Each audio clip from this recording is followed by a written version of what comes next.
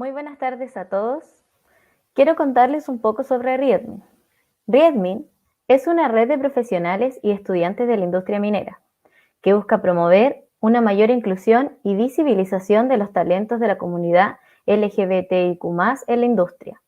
La red tiene como objetivos colaborar con entidades para abordar las problemáticas y desafíos de la comunidad LGBTIQ+, promover la diversidad e inclusión en los ambientes laborales, fomentando las buenas prácticas y educar como pilar fundamental para promover el respeto, empatía y toma de conciencia con la comunidad.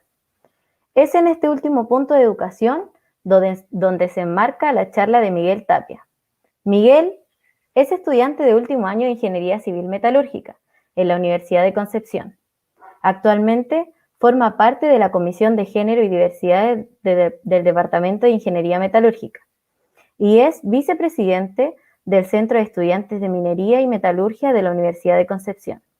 Además, es uno de los líderes de Riedmin, donde es encargado del área de formación y concientización, cuyo fin principal es promover teorías de género, inclusión y aceptación en la comunidad minera, el cual nos presenta Lenguaje Incluyente, una nueva mirada a las comunicaciones dentro de la industria minera.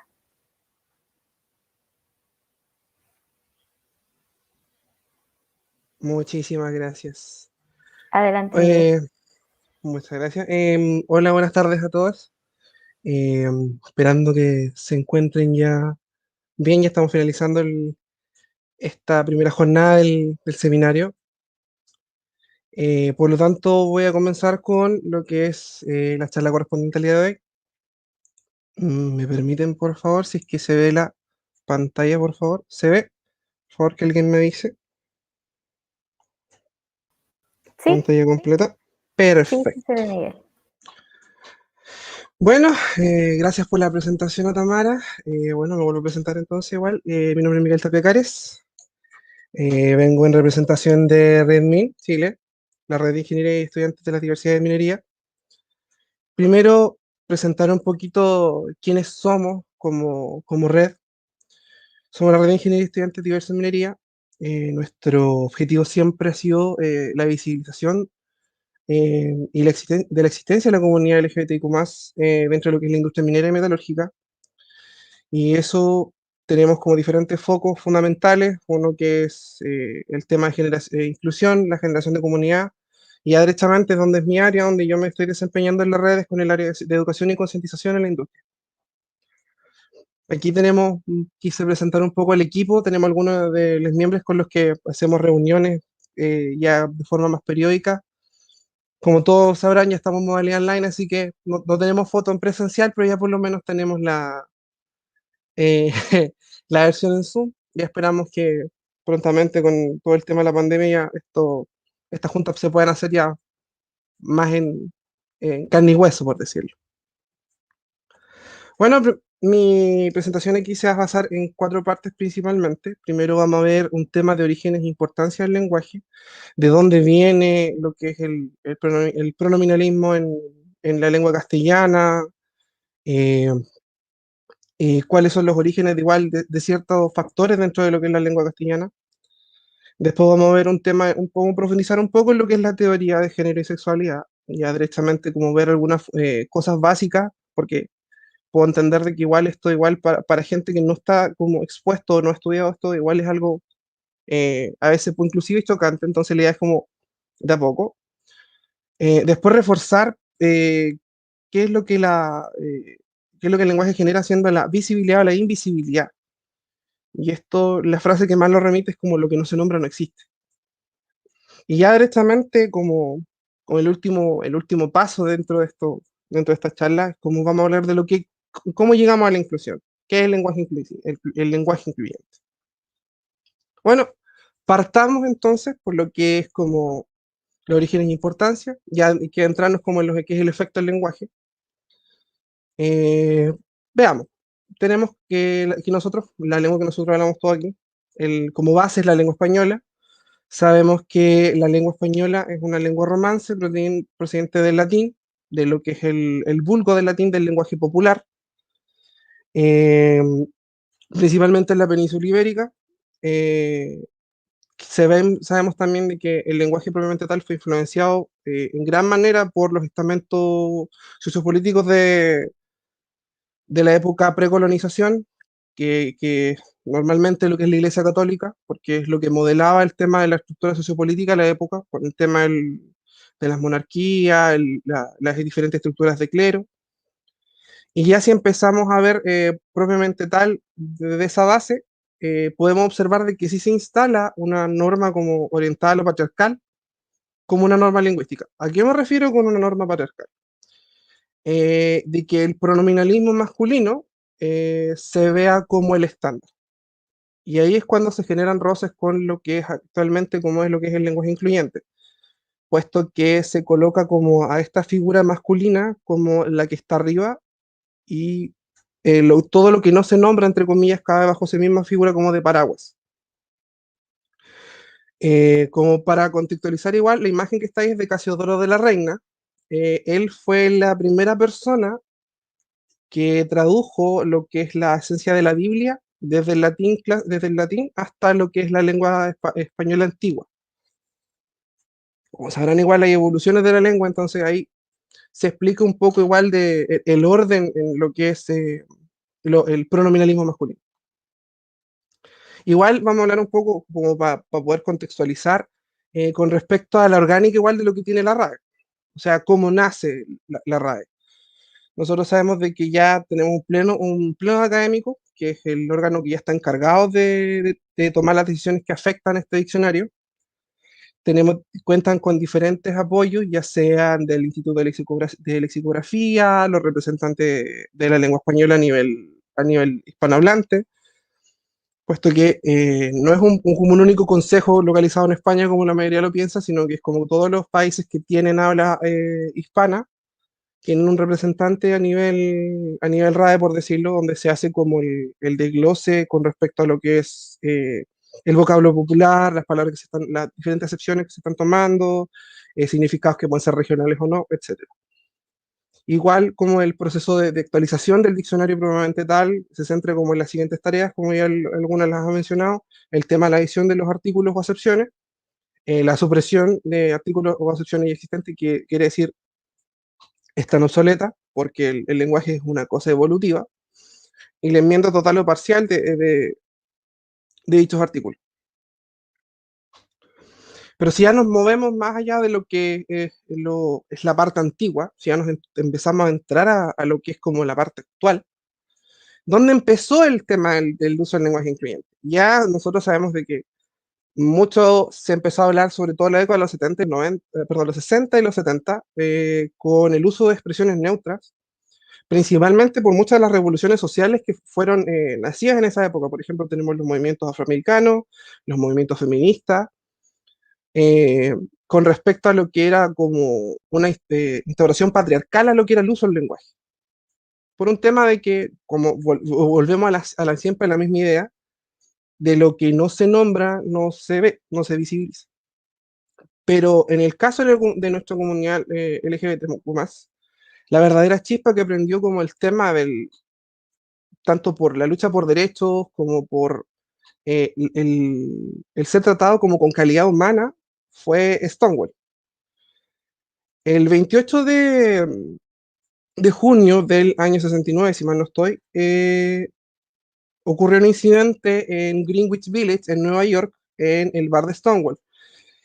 Este fue como el primer punto donde la comunidad se levantó contra la norma establecida por un tema de que en esa época y en esos vecindarios era muy común de que los policías llegaran, pidieran sin órdenes de cateo ni nada, simplemente entraran a los bares, empezaran a golpear a todos los que estaban ahí, si habían personas que o eran de la índole trans, o eran drag queens, o transformistas, como se les conoce acá en Chile, eh, se les echaba a la cárcel por temas de daños a la moral, pero esa fue la primera vez donde ya el colectivo se hartó y de hecho se fue a una contienda donde ya la policía de Nueva York se vio sobrepasada por un tema de que toda la gente que estaba ahí, ya sean gente de la comunidad, gente que era aliada de todos,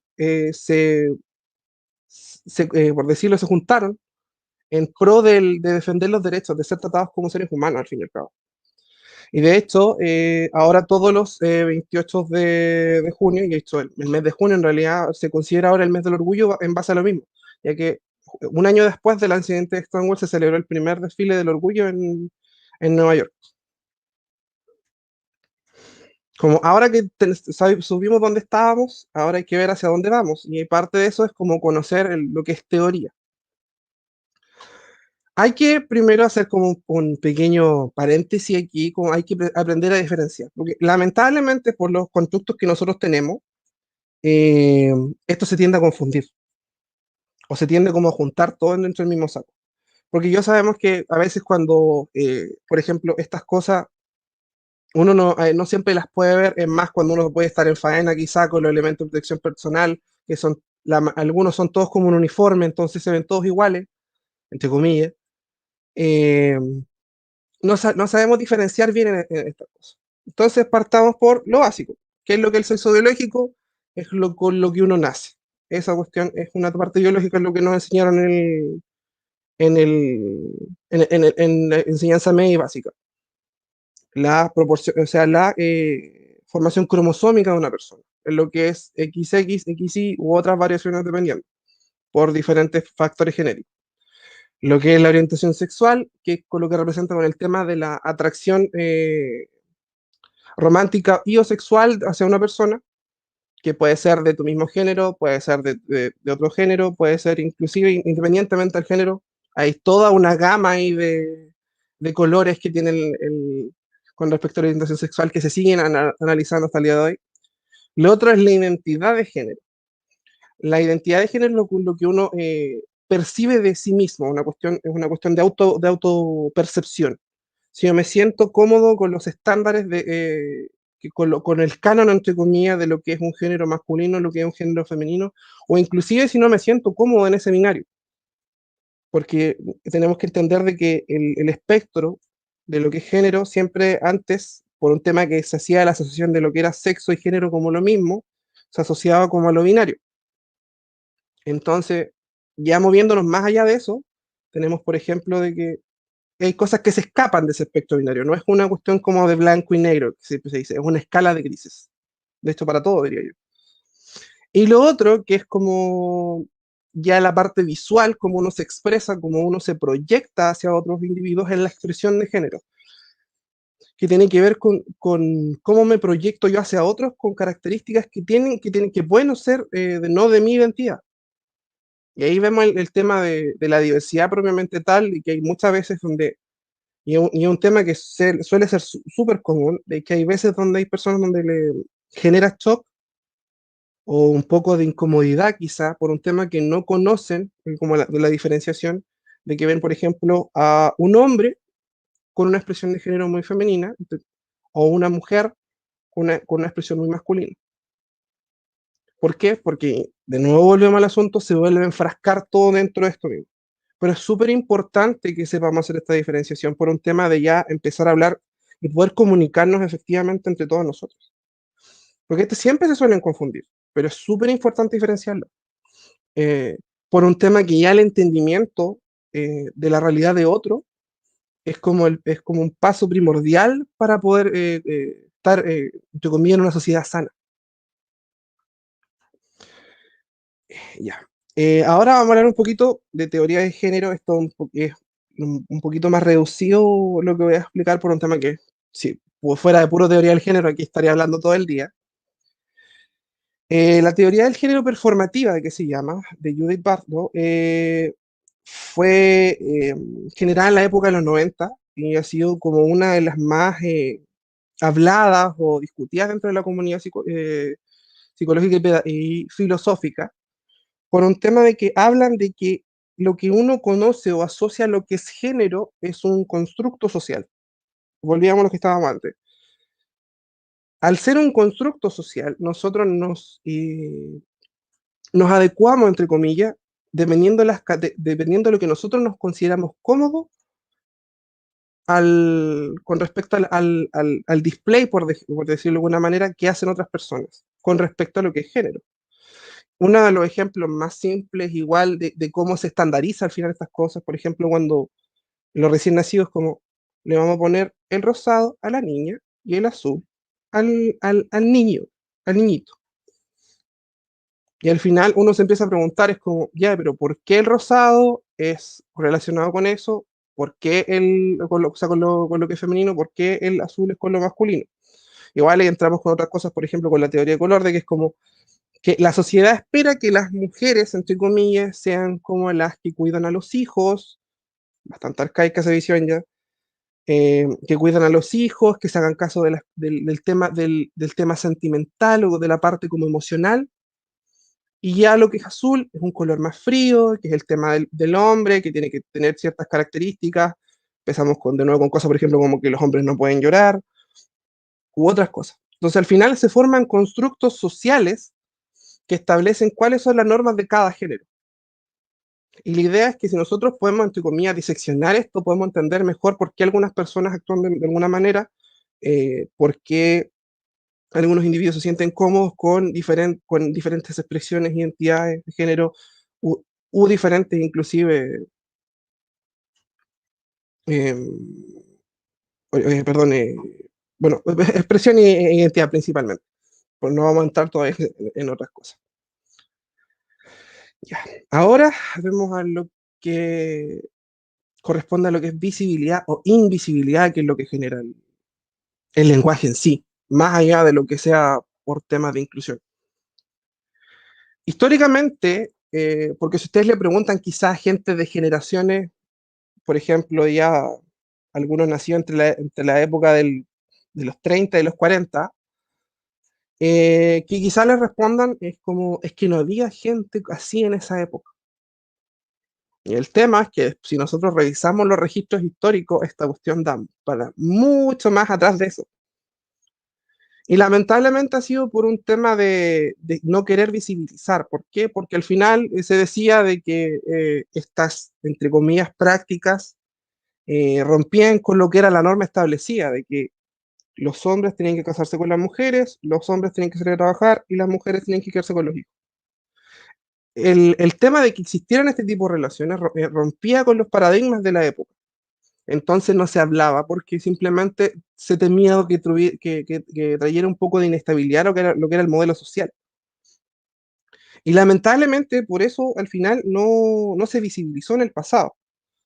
Por eso el que es como lo que se llega a la conclusión de con lo que no se nombra no existe. Porque para ellos como no eran tópicos, porque no lo veían, no estaban expuestos, simplemente para ellos no existía. Pero no es algo nuevo, ese es el tema. Y aquí entramos de nuevo al tema historia, que es muy importante analizar la historia para ver qué errores se cometieron en el pasado y no volver a cometerlos en el futuro. Nosotros tenemos actualmente, sobre todo en América, no tenemos registros de cultura LGBT en, en culturas precolombinas, por ejemplo, los mapuches, los diaguitas. En los mapuches, por dar un ejemplo, que ya es como lo más aquí en el terreno chileno, en el territorio chileno, perdón, muchas de las figuras que consideraban como entes espirituales provenían de gente que era, por ejemplo, eran como líderes espirituales que, si bien su biología decía que eran hombres, pero ellos se comportaban de manera femenina. Si ya empezamos a ver más al norte, por ejemplo, en tribus amerindias, en la zona de Canadá sobre todo, tenemos el término que es personas de dos espíritus, que eran personas que se consideraban que tenían un espíritu masculino y uno femenino dentro de sí. Igual eran mirados como líderes. En las culturas incas, por ejemplo, los matrimonios homoparentales inclusive eran bien vistos, sobre todo en la zona sacerdotal. Eh, Igual el apoyo al tema del lesbianismo. De hecho, las parejas homosexuales eran vistas como, inclusive como de canon mejor con lo que era respecto a la crianza de los niños o socialmente eran vistas mejor. Pero ahí entramos de nuevo como con esta idea del cambio cultural que trajo la colonización, que venían de una concepción que era principalmente cristiana. Entonces lo que aparece como estándar cristiano era como que no. Lo que es relación homosexual o cualquier cosa que salga de la norma heterosexual era pecado, por lo tanto se tenía que castigar. Y a lo largo de la historia eso se va viendo de que eso genera que no se visibilicen este tipo de cosas. Por un tema que, de nuevo, volvemos a lo anterior. Estamos repitiendo los errores del pasado. Con un tema de que aquí había gente que tenía era así, y simplemente por las normas que llegó, a las que llegaron los colonizadores, se borró ese registro. Aquí igual quise colocar, porque una de las importancias del tema del lenguaje con respecto a este tipo de cosas es un tema que si uno le da visibilidad a esto, derechamente sabes o aumenta el tema de la empatía o de ponerte en el lugar del otro derechamente, concientizarte de la realidad del otro. Aquí en este gráfico nosotros tenemos la evolución de casos por grupos con respecto a violencia generado en el Informe Anual de Derechos Humanos de Diversidad de Género hecho por el móvil en el año 2019. Actualmente hay una versión de 2020 que está un poquito más actualizada, pero lamentablemente la situación es la misma y ha estado creciendo exponencialmente el tema de los episodios de abuso. Porque, por ejemplo, aquí de abuso, de acoso, de violencia, porque en el gráfico lo que estamos mostrando es simplemente eh, una pequeña marca, en realidad, con todo lo que es la malpraxia a veces que se genera por temas de discriminación. Y lamentablemente, si uno se pone a analizar la data que está previa a esto, es una cuestión que hay un crecimiento. Cuando decimos, no, es que la sociedad está avanzando en temas de inclusión o en temas de aceptación, que se le llama, de tolerancia, nos damos cuenta que al final los datos no nos están diciendo eso. Y esto se ve claramente por un tema que la evolución desde el 2006 aproximadamente, antes eran del orden de 500 casos reportados, ahora vamos en 1103. El del 2020 creo que van aproximadamente casi 1200. La data ha ido aumentando en lo que es violencia, en lo que es abuso, en lo que es acoso. Y es súper importante el tema de la educación para poder evitar de que esto vuelva a pasar, de evitar que esto siga pasando. El lenguaje puede cambiar la cosmovisión del que nos rodea, así como nuestra realidad moldea el lenguaje. Esto es súper importante. ¿Y por qué lo digo? Por un tema de que nosotros asumimos de que igual como el lenguaje moldea la realidad y la realidad moldea el lenguaje, tendemos a pensar de que quizá son cosas estáticas. Y eso no podría estar más lejos de lo que es la verdad. El lenguaje, como una de las tantas herramientas de comunicación que tiene el ser humano, es una cuestión evolutiva. Y aquí tenemos, por ejemplo, antecedentes de que, por ejemplo, antes no se pensaba en cosas, por ejemplo, como los pronombres neutros dentro de la lengua castellana, porque ya si entramos a analizar otros idiomas, por ejemplo, como el inglés, que ya están teniendo acepciones que son aceptadas socialmente, inclusive hasta en ambientes formales con lo que es como género neutro. En alemán, de hecho, dentro de lo que el léxico, hay una expresión que es totalmente de género neutro, aparte de las pronominales que son masculinas y femeninas. Entonces, va de la mano con eso. El lenguaje al ser evolutivo hay que estar pendiente de cómo evoluciona. Y si estamos viendo de que ese cambio puede generar algo positivo, como es la visibilidad, como es la concientización de la realidad del colectivo, es importante. Y aquí vamos al final, como a lo que realmente nos compete una vez que ya vimos como dónde estuvimos y hacia dónde vamos, que es como cómo llegamos a lo que es la inclusión. ¿Cómo podemos, entre comillas, predicar y también hacer el acto de incluir con lo que es el lenguaje, con una cuestión tan simple como lo es el lenguaje? Y ahí entramos con el tema de respetar cosas como los pronombres.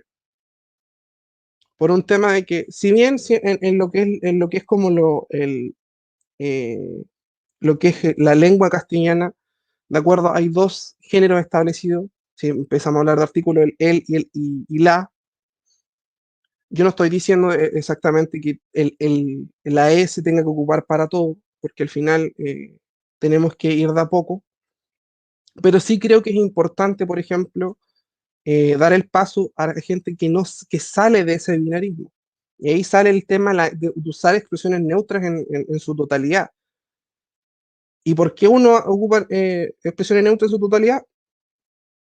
Porque uno genera validez a la existencia de otra persona. Es una cuestión que puede ser súper importante para otra persona que se ha sentido invisible por años, por ejemplo, por considerarse genderqueer o no binario, que son términos con respecto a cierta identidad de género, que se salen de lo que es la norma, pero que han sido invisibilizados históricamente por lo mismo, porque el lenguaje no les permite visibilizarse en sí, no les permite, entre comillas, salir al ojo público, por decirlo de alguna manera.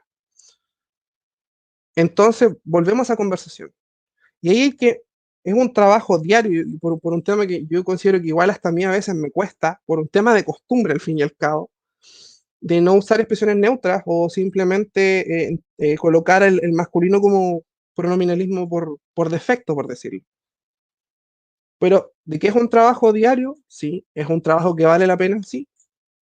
Entonces, veamos, por ejemplo, ejemplos súper sencillos con respecto a lo que es lenguaje incluyente.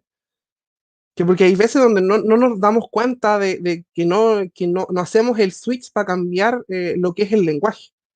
Por ejemplo, intentemos no decir como, ahora que estuvieron en el tema de las elecciones, que contó con la participación de más de 3.000 ciudadanos. De nuevo, estamos colocando el pronominalismo masculino como el estándar. Entonces, podemos cambiar eso por una simple palabra, porque insisto, es más allá de simplemente ponerle la E a todo.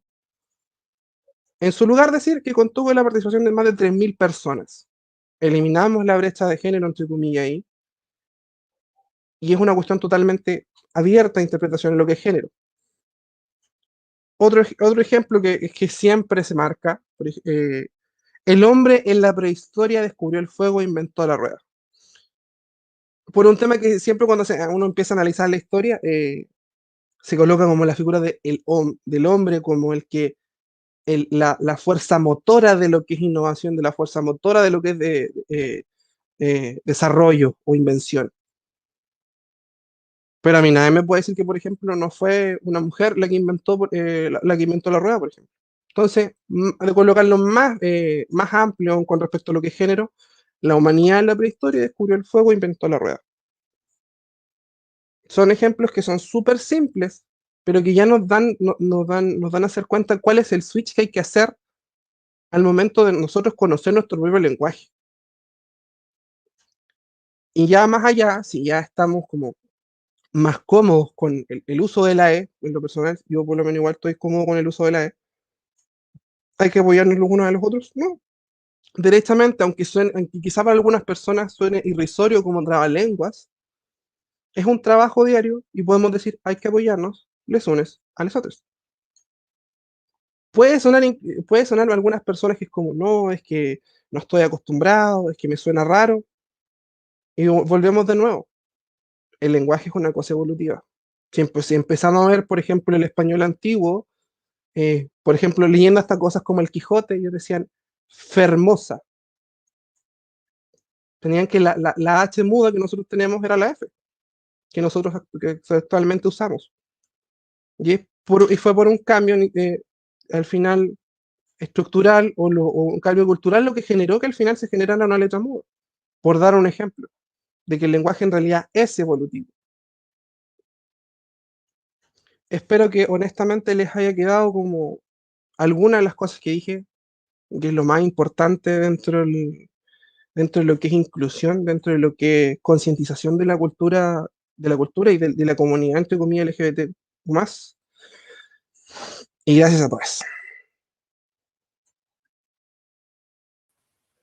Muchas gracias, Miguel, por tu presentación. Y se generaron ciertas preguntas en el chat, así que te voy a leer. Perfecto, empezamos. Ya, Camila Órdenes Dice, Ya. al tiro. ¿Cómo crees que se deben instruir o educar a las personas respecto a este lenguaje inclusivo? Más aún en personas que son de mayor edad, que en general son más reacias al cambio. Ya, esto es una consulta que siempre nos sale cuando empezamos a hablar del lenguaje incluyente por un tema que el ser humano en sí es muy reacio al cambio, porque estamos con cosas. Con respecto a lo que es como introducir el tema del lenguaje incluyente, eh, yo creo que la base igual va directamente en conocer el lenguaje que nosotros tenemos. La lengua castellana es un lenguaje muy bonito. Y hay veces donde simplemente por comodidad o por falta de conocimiento empezamos a ocupar expresiones, palabras, eh, prácticamente como lorito. O sea, empezamos a repetirnos. No empezamos a indagar como ya directamente en otras terminologías, en otras palabras dentro del mismo idioma. Por eso yo siempre decía que aquí el tema no es como llegar y colocarle la E a todo. Porque si bien hay gente que se siente cómodo con la E hasta ahora, el cambio cultural que genera lo que es el lenguaje incluyente tiene que ser algo paulatino. Que sería irrisorio pensar de que de la noche a la mañana todos van a andar hablando con la E o van a andar ocupando expresiones neutras. Pero yo creo que el paso sí, sobre todo, que siempre lo hemos dicho con respecto a la educación, es con conocer la lengua. Y parte de eso, igual es como, según yo, el camino, entre comillas, como más viable eh, para poder hacer entender a las personas quizás de mayor edad, sobre todo en la industria, con el uso de este lenguaje. Y al final es costumbre, se vuelve una cuestión de costumbre y una cuestión de conciencia. No sé si quedó más o menos claro. Ujú. Sergio Álvarez pregunta, ¿qué antecedentes tienes sobre la inclusión laboral actualmente en el país y en la minería? Ya, lamentablemente, con respecto a eso, estuvimos haciendo averiguaciones con diferentes estamentos porque tuvimos la suerte de nosotros trabajar con Red G, en un proyecto con Focus Group que correspondía a diferentes experiencias y conceptos profesionales que tenemos en la red, de cómo ha sido su experiencia dentro del rubro minero. Y lamentablemente cuando entramos a investigar el tema de la tasa de trabajo o de laboral directamente con LGBTQ, no se han hecho estudios a nivel nacional. Y es un foco que nosotros de hecho igual queremos como empezar a insistir por un tema de que hay veces donde el sesgo de ya sea tu orientación sexual o de tu expresión de género inclusive, hay veces donde llegan a ser, y lamentablemente, un factor determinante en que a una persona la contraten o no, o que siga con un contrato o no. Entonces, derechamente, como datos en sí que se hayan averiguado, no tengo a mano, porque lamentablemente a nivel nacional no hemos encontrado estudios que se hayan hecho. El móvil tiene un estimado, sí, con respecto a casos, creo, algunos casos con respecto a lo que es discriminación laboral por causa LGBT, pero más allá como de inclusión en industria, más allá en la industria minera, que a veces puede ser un poquito cerrada, inclusive con ese tipo de cosas, no hay. No por lo menos que nosotros hayamos encontrado, pero Ujú. sí queremos generar. Claro, sería lo ideal. Ana Muñoz pregunta, según tu experiencia, ¿cómo sería posible incluir a las personas de la comunidad LGBTQIA+ dentro de las empresas mineras, sin exponerlas? Ya, es que ahí igual hay un tema que es delicado, que es un tema de ya, el que coloquialmente se dice salir del closet. Por un tema que hay veces donde es una cuestión que está todavía en conversación. Y lo digo igual por experiencias tanto mías como de algunos compañeros de la red, que es como que cuando sentían que compartían esa parte de ellos, como con sus colegas, con sus amigos dentro del ambiente laboral, era como que se ponían una diana en la espalda. Por el final, como un montón de cosas, de factores que no, entre comillas, no hacían más mal que bien. Yo personalmente creo que yo una cuestión que lo he dicho hasta el cansancio, eh, es una cuestión de comunidad de los profesionales y del ambiente de trabajo. Y generar esa comodidad en el ambiente de trabajo parte por las capacitaciones y por la educación que tengan los mismos miembros del grupo de trabajo. Que se generen este tipo de instancias donde se hable lo que es LGBT, de que se hable lo que es inclusión. Porque si no al final los profesionales no van a sentirse como cómodos directamente hablando con respecto a temas que inclusive ya no deberían ser tema en sí. Pero, Ujú. lamentablemente, por el estigma que se genera, no no hay como confianza, no hay comodidad al momento de compartir eso. Yo creo que el pilar, y volviendo a la pregunta, yo creo que el pilar fundamental en ese caso es generar ambientes seguros mediante la educación y la capacitación de los profesionales. Ujú. Gracias, Miguel. Tenemos otra pregunta de Kevin Huerta. ¿Existe alguna norma que regule la igualdad y equidad de género? Actualmente está el tema de las cuotas de género en algunas empresas, creo que si mal no estoy casi en todas, con respecto a la inclusión de la mujer, que igual es súper importante. Ya directamente a lo que es miembros de la comunidad, no. Lo que sí por lo menos se está trabajando fue el otro estudio igual que mencioné que estamos con RDG, con el Focus Group, es que con eso se está esperando trabajar ahora con igual con el Ministerio de Minería, eh, de generar alguna especie de, por decirlo, rúbrica o plan de trabajo especialmente orientado para lo que sean, ya sea casos de discriminación, casos de acoso, falta de inclusión o representación, entre comillas, de lo que es la comunidad, porque al final yo entiendo que muchas de las preocupaciones igual el tema de que al final se vuelva como, entre comillas, y me van a perdonar la expresión, pero lamentablemente se ha ocupado de que se vuelva, entre comillas, una dictadura de las minorías. Pues lamentablemente ese es el término que se está ocupando, cuando el tema no es así. La idea es generar que gente que tenga las capacidades eh, para poder trabajar en un proyecto minero, ya sea en faena, ya sea en oficina, ya sea en lo que sea, sean vistas propiamente tal por sus capacidades profesionales, no por quién deciden tener de pareja o por cómo se visten, eso va más allá. Tenemos otra pregunta de Nicolás Rojas que dice, ¿qué opinas del pinkwashing? ¿Nos puedes contar si existe en minería? ¿Hay que Ya el, poner aún más esfuerzos? ya, el pinkwashing es una cuestión que ahora ha estado muy en boga, sobre todo con una de las cosas que mencionó el presidente Piñera en la última cuenta nacional con respecto a lo que es el matrimonio igualitario. Corre- para que igual se entienda, el pinkwashing corresponde como a una serie de decisiones, tendencias o eh, regulaciones que están como, entre comillas, en pro de lo que es la cultura o lo que es la comunidad LGBT, pero el objetivo principal no es el apoyo, sino simplemente verse, entre comillas, como más progresivos o o que aceptan más en ese sentido.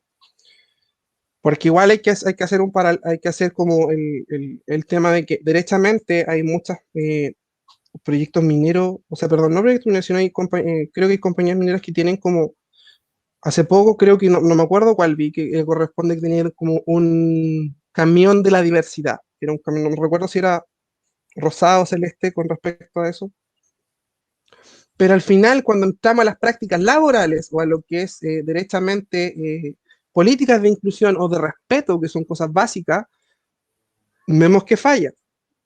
Y no es una cuestión que se transmite tan solo en las empresas mineras, o sea, eh, dentro de lo inclusive los otros rubros, todas las otras empresas, sobre todo ahora en el mes, que es este mes junio, que es el mes del orgullo, se muestran muy pro LGBTQ+, cuando otras bambalinas incluso no tan solo en Chile, sino en muchos otros países, han donado hasta dineros para campañas campañas políticas de ciertas personas que son anti-LGBT.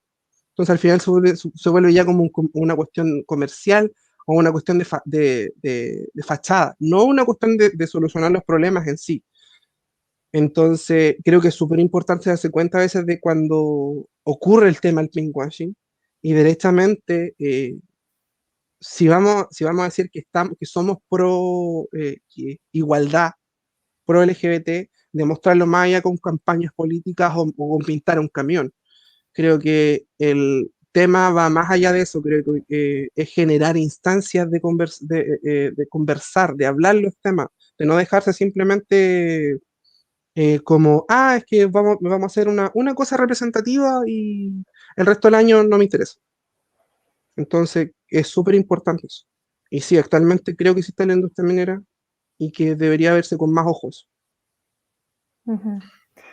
Bueno, y para cerrar, yo tengo la última pregunta, Excelente. que dice así.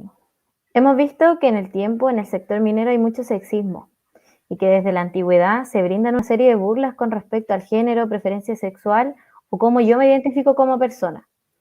Por eso, ¿cómo crees tú que deberíamos romper esas actitudes y pensamientos discriminatorios para poder generar una sociedad libre?